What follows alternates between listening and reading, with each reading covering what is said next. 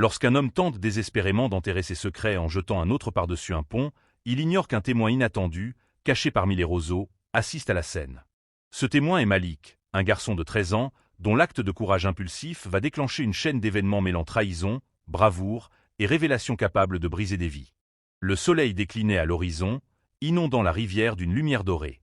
Malik était accroupi près d'un buisson, sa canne à pêche reposant contre un rocher. Pour lui, cet endroit représentait un sanctuaire, un refuge loin du tumulte de la maison. Depuis la mort de son père dans un accident d'usine 5 ans plus tôt, sa mère, Tania, travaillait d'arrache-pied comme infirmière pour subvenir à leurs besoins. Leur modeste maison, avec ses murs au papier peint déchiré et ses meubles usés, reflétait les sacrifices qu'elle faisait au quotidien. Pêcher n'était pas qu'un loisir pour Malik, c'était une nécessité. Une bonne prise signifiait un dîner qui n'alourdirait pas davantage leur budget serré. Mais aujourd'hui, la rivière semblait capricieuse. Malik n'attrapait rien, et pourtant, il appréciait simplement d'être là, loin des soucis du quotidien. Soudain, un bruit brisa le calme. Malik se redressa instinctivement, son cœur battant la chamade. À travers les feuillages, il aperçut une berline noire arrêtée sur le pont, juste en amont. Intrigué, il murmura « Qu'est-ce qu'elle fait là ?» Une silhouette sortit du véhicule, portant quelque chose dans ses bras. Malik plissa les yeux pour mieux voir, puis son souffle se coupa. La personne bascula son fardeau par-dessus la rambarde, provoquant une éclaboussure glaciale. La voiture démarra en trombe, laissant derrière elle un silence angoissant. Malik fixa la rivière, cherchant frénétiquement. Une main émergea brièvement de l'eau avant de disparaître dans le courant. Son premier réflexe fut de courir chercher de l'aide, mais il savait que le temps jouait contre lui. Sans hésiter, il retira ses chaussures, abandonna sa canne à pêche et plongea dans l'eau glacée. Le choc du froid lui coupa le souffle et le courant tenta de l'entraîner. Malgré la panique qui montait, Malik continua de nager vers la silhouette qu'il voyait flotter au loin. Ses muscles brûlaient de douleur, mais il s'accrocha à une seule pensée, sauver cet homme. Après un effort surhumain, il atteignit enfin la berge, tirant l'homme inconscient hors de l'eau avant de s'effondrer, épuisé. Tania, alarmée par l'arrivée soudaine de son fils trempé et à bout de force, accourut. « Malik, qu'est-ce qui s'est passé ?» demanda-t-elle, les yeux écarquillés. « Je l'ai trouvé dans la rivière, quelqu'un l'a jeté du pont », expliqua Malik, haletant. Malgré sa stupeur, Tania prit immédiatement les choses en main. En tant qu'infirmière, elle évalua l'état de l'homme et s'efforça de stabiliser ses blessures. Alors qu'ils veillaient sur l'inconnu cette nuit-là, une nouvelle à la télévision capta leur attention.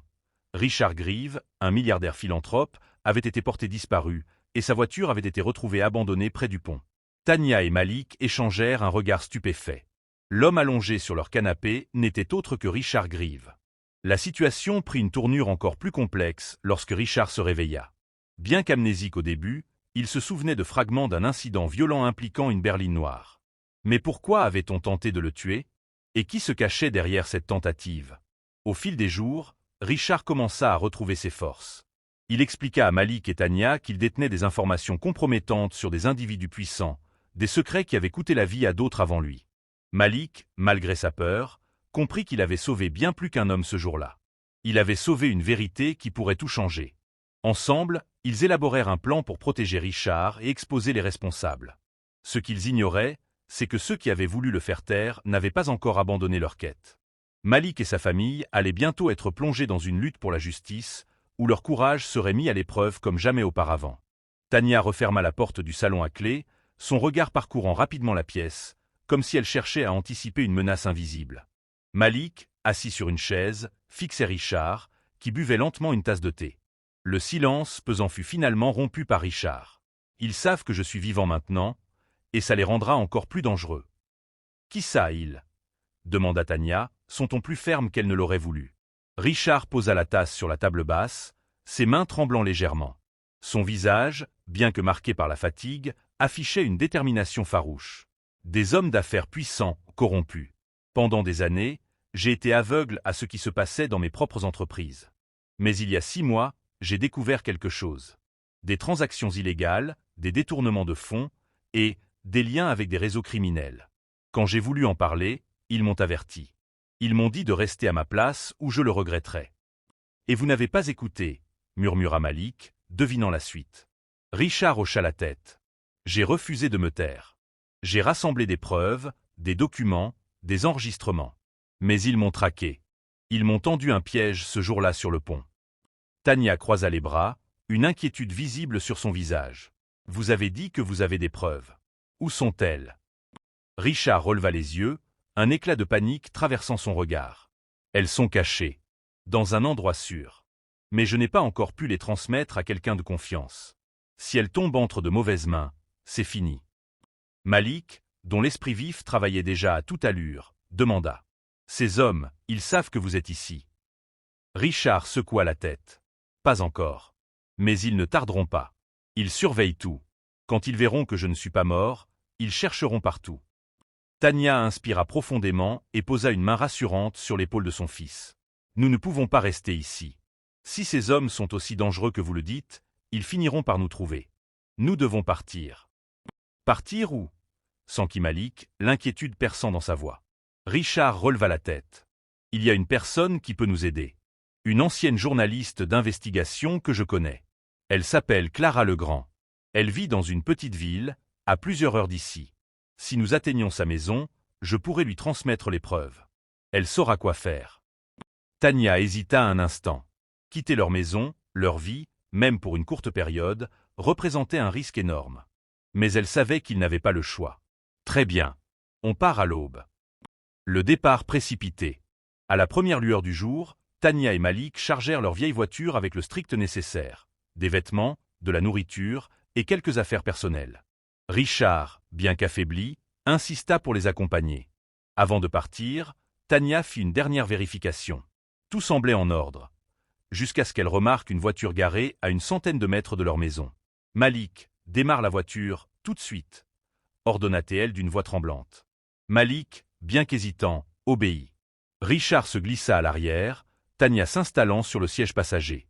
Alors que la voiture s'éloignait, la silhouette d'un homme sortit du véhicule stationné et porta un téléphone à son oreille. « Ils nous ont trouvés », murmura Richard, le regard rivé sur le rétroviseur. La tension monta d'un cran lorsque la berline noire, identique à celle décrite par Malik, démarra et commença à les suivre. Une course pour la vérité. La vieille voiture de Tania, bien que robuste, ne pouvait rivaliser avec la berline. Malik, les mains crispées sur le volant, sentit la panique monter. Richard, malgré sa faiblesse, posa une main sur l'épaule du garçon. « Tourne à droite, dans ce chemin. » Malik obéit, s'engageant dans un sentier poussiéreux qui serpentait à travers une forêt dense. La berline, prise de court, mit quelques secondes à réagir, ce qui leur donna une légère avance. « Continue tout droit, puis prends la prochaine bifurcation à gauche, » guida Richard. Ils roulèrent ainsi pendant plusieurs minutes, le cœur battant à tout rompre, jusqu'à ce que Richard demande soudainement à Malik de s'arrêter. « Pourquoi on s'arrête? Ils vont nous rattraper !» s'écria Malik. Richard pointa un abri en bois abandonné, à moitié dissimulé par les arbres. « Nous allons nous cacher ici. Ils ne pourront pas nous trouver si nous éteignons tout. » Un répit fragile. Dans l'obscurité de l'abri, le trio retenait son souffle. À travers une fente, Malik aperçut les phares de la berline passer lentement. Il sentit le soulagement le gagner lorsque les lumières disparurent dans le lointain. Richard soupira. « Nous avons gagné du temps, mais ce n'est pas fini. Nous devons atteindre Clara avant qu'il ne nous attrape. Si nous échouons, ses preuves disparaîtront, et tout espoir avec elles. » Malik échangea un regard déterminé avec sa mère. Peu importe les dangers, ils étaient désormais engagés dans cette quête. Ils n'avaient plus le choix.